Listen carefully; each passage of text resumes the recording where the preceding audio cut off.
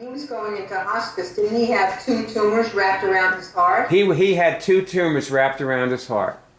So all I remember was once he began removing cancer and confronting and doing the other treatments, like the next report I remember was one had completely gone and one was half the size that it had been. Well, all of this is in his cancer cure shows, which I'm going to show you. I'm going to show the page to our viewers now. Okay? Great. All this is in the cancer cure show. By the way, you get there just by typing cureshow.org. Here it is. This is the Cancer Cure Show. And we have a bunch of people and movies. We have cure shows with MDs here on that side of the page.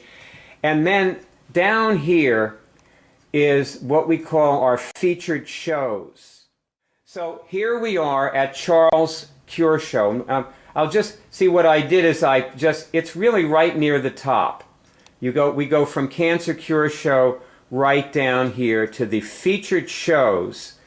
And Charles is the second one, and as our viewers can see, we have, I guess, half a dozen shows or so with him here. Start with the very last one. See, this is Charlie who cured skin cancer, but up here is Charles number 5. This is Charles Smith. That's what we're looking at. Yeah, this is all his cure shows. I want to suggest that people start with the last one, and the reason is if you start with the first one, you won't understand what he's going through at all. You just won't understand it. Because when he started, he was in complete denial of cancer. Here's his first show. It's the -1. He wouldn't even talk about the cancer. In his first show, for the first hour, he won't even talk about the cancer. Yeah, he was talking about his tinnitus. And you kept hinting to him, like, I remember how you were saying, well, let's test, what would you like, what's the most important thing for me to work on?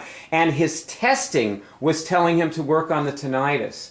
And you know what? His testing... That's called interference. Yes, but you know, it also might have been right, because he may have been comfortable enough working on his tinnitus to work up to the point where later he could just touch on the cancer, which is all he did in the first show. He just touched on it. That's a very good point. That's a very, very good point. I don't think we should gloss over it. Yes. When people are testing, they're going to go to the hub and they're going to test for something that they want to cure, and they're going to get something that looks like it's completely unrelated or irrelevant. I know. It could be just the thing that they need to get them to the right place. People don't understand how this works at all when they start doing it. They're doing it, but they don't understand it. And they need to be comfortable with doing something that they don't understand. Right. They have to get out of their mind. This is not a head trip. That's right. It's not logical. It's not a head trip. It's counterintuitive. It's not what you would think it would be. Now, it's funny that because I send out these email reminders, and one of them is to do your morning routine, which consists of various immune actions and removals, things. And I realized one day that the main point of doing that is not even to do the specific things, but to do things where you're not coming from your head and the normal places that you start operating from as soon as you wake up. Like you go into your mental body, you go into your physical body. What do I have to do today? What are my chores? What's my list? Let me get my body moving. All these different things that people are in a rut of doing, and the morning routine really takes you out of it and into your higher abilities and intelligence, so that you can operate from there. As soon as you start off, which is a good way to start your day. So I think you saved Charles' life. That's what I was saying to you the other day. Well, we did. The Cure team did. I started, I was the one who brought him to the Cure team, but, we did it as a team. I think you saved his life because I don't think he ever would have done it without you. I think he would have done a Cure show or two, and we never would have heard from him again. No, you're right. And Stacy said to me before I ever talked to him, she said, I think you're the only person who can help him. Because he was, going into hospice. Well, he stuck with you and you stuck with him, and you talked to him so many more times than I did. Unfortunately, we never recorded those. Right. What we have is 6 recordings of him with us on the Cure Show. So, of course, it sounds like we all saved his life together. Well, I remember what our phone calls basically consisted of. Looking back, I can sum up what we did on all those phone calls. Okay, do it. Sum it up. I asked him questions. Okay. That's what I did. I asked him questions about every aspect of his life. You know, like I would see something, he would talk about something, and like it wouldn't make sense to me, and I would ask him, I asked him, why did you leave your wife?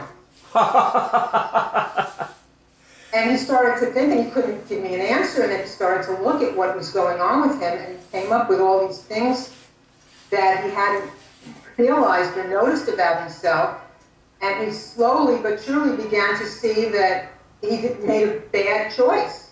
Yes. And he made that choice for all the wrong reasons. And when he started to kind of recommit to going back to his family, I believe that that's when he started getting well, because it gave him something to live for. I do too. And I think his priest helped him with that. I don't remember that. He was seeing a priest. Yeah, probably. Right. He was seeing a Catholic priest who stuck with him and kept talking to him about his relationship with his wife, like you were. Did the priest do that? Yeah, probably. Yep, like you were, and you had an ally. We never had the priest on the show, but you had. We should have. It's too bad we didn't. But you had an ally. But you might have been able to do it without the priest. I don't know. But anyway, you got the guy to confront. You got him to lay out his whole life. Right. It's just like what Ian says on the home page? Kathy's husband, Ian. Oh, you mean what he says about him? He says the definition of immunics is you remove the thing and then you lay your whole life out and you cure your cancer. Or something. I saw that. I'm paraphrasing. I put a quote that Kathy sent me from him on the home page. I'll have to check it out. Ian is a master. He is a real bottom liner, you know? Right. He bottom lines things. So does Kathy. They're a bottom line family. You know, it's something.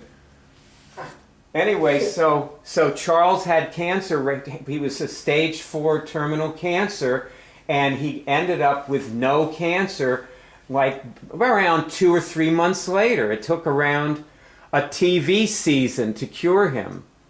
A TV season. That's right. true, isn't it, though? It was X number of weeks, you know? It was probably... Yeah, it was several months, a few months. Yeah, it was a few months, that's right. Definitely less than 6 months. Yeah, it was definitely... Well, see, but the whole thing, when he first discovered the cancer, when we first met him, when the cancer was getting worse, that was another 6 months.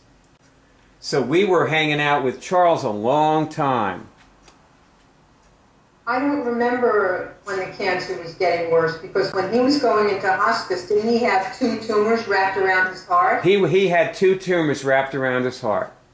So all I remember was once he began removing cancer and confronting and doing the other treatments, the next report I remember was one had completely gone and one was half the size that it had been.